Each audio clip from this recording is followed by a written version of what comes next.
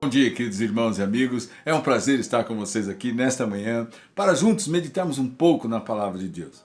Estamos vendo aqui o último capítulo do livro de Atos, no tempo da formação da igreja, como viviam os líderes, qual era a ação dos apóstolos no momento em que realmente eles foram chamados para evangelizar. O evangelho estava ganhando muitas partes do mundo e muitas pessoas estavam ouvindo sobre Cristo.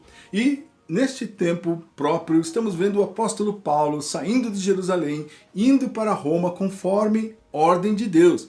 E no meio dessa ordem houve naufrágio, houve perseguição, houve muitas vezes pessoas que estavam contra o apóstolo Paulo, houve a víbora que pegou a mão do Paulo, mas houve também o poder de Deus usando a vida do apóstolo Paulo. Que coisa preciosa é ser usado por Deus em meio às dificuldades. Ouça, querido irmão, algo para você meditar e perceber e refletir. O mundo está melhorando ou está piorando?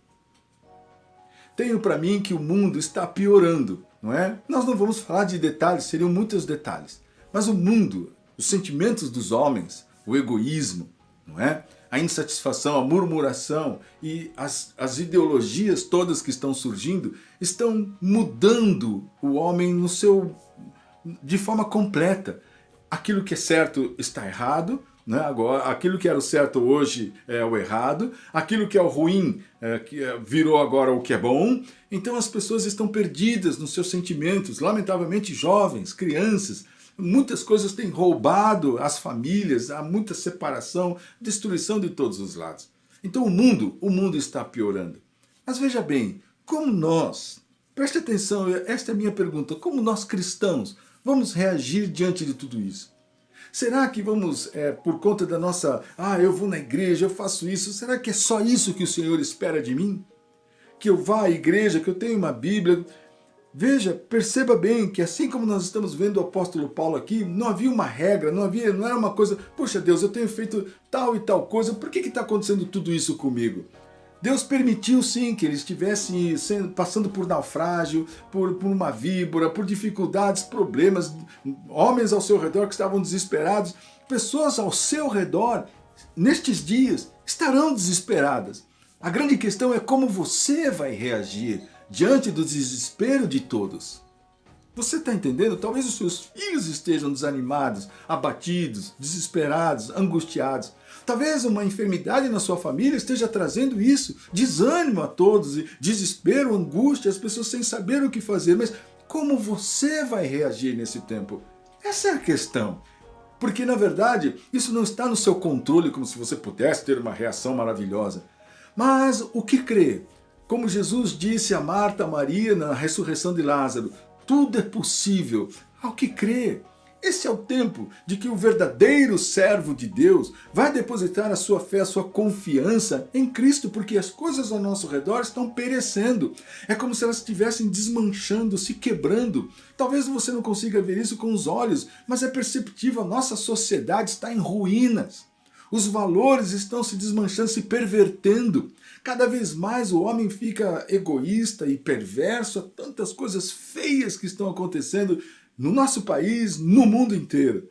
Então nós precisamos perceber como vamos reagir diante disso. As coisas vão piorar.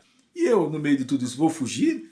Vou ficar sozinho? Vou me omitir? Vou esconder que eu sou cristão? E as pessoas ao meu redor estarão sofrendo e eu não vou ter nenhuma palavra de ânimo e uma palavra realmente que possa levar a consolo, força e ânimo? Essa é uma grande questão. E nós vemos aqui o apóstolo Paulo, no capítulo 28, do verso 11 até o verso 15, está escrito: ao cabo de 3 meses, eles ficaram lá na ilha de Malta, aí eles embarcaram num navio alexandrino, que invernara na ilha, e tinha por emblema Dióscuros.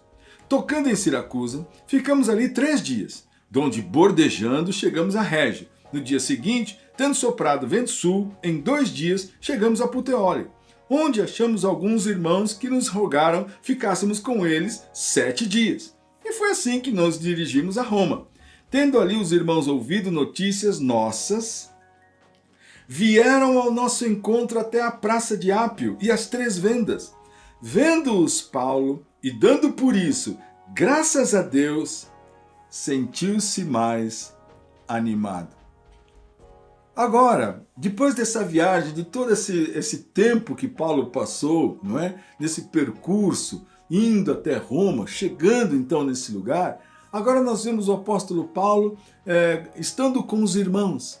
E é óbvio que aquela comunidade, que a comunhão, talvez eram pessoas que ele nunca conheceu, mas aqueles irmãos em Cristo, pessoas que também abraçaram a fé, que receberam o evangelho, foram estar com Paulo e o fortaleceram e levaram ânimo para ele. E é isso que está escrito: sentiu-se mais animado, foi consolado, foi fortalecido. Preste atenção, a comunhão dos crentes não pode ser social, não pode ser apenas uma pizza, não pode ser apenas um evento, não pode ser uma piscina, não pode ser apenas um jogo de futebol. A comunhão dos crentes não pode ser só um encontro para cantar. A comunhão dos crentes não pode ser um encontro apenas para tocar uma música e despedir. Irmãos, a comunhão dos crentes é a ação poderosa de Deus, do Espírito Santo, na vida de cada um para consolar, fortalecer e animar os que estão em pecado, os que estão em dificuldade, os que estão passando por crises, os que estão em grande aflição, que precisam ouvir uma mensagem de ânimo e se levantar mesmo no pior momento de suas vidas. Então o apóstolo Paulo, passando por toda aquela dificuldade, ele era fortalecido pelo Espírito Santo? Claro que sim, mas está escrito que ele se sentiu mais animado. E quando ele encontrou com os irmãos, quando ele estava com os irmãos, ele deu o quê? Graças a Deus. Obrigado, Senhor. Não foi porque estar com os irmãos representava alguma coisa material, mas porque a comunhão com os irmãos, os abraços, o afeto, a mesma linguagem, falar de Cristo, receber as palavras de ânimo, isso trouxe para o apóstolo Paulo realmente ânimo, consolo, força, disposição. Ouça isso, coloque isso no seu interior, lá com seus filhos, na sua casa, com seu cônjuge, no meio da sua igreja. Leve palavras de ânimo. Entenda que as pessoas precisam se levantar nesses dias. Todas as pessoas estão passando por lutas. Todas as pessoas estão passando por dificuldades. E, lamentavelmente, muitos têm esqueletos no armário, coisas que não conseguem resolver, estão perdidas nas suas angústias. Então é tempo de humildade. Se você tem passado por isso, busque ajuda.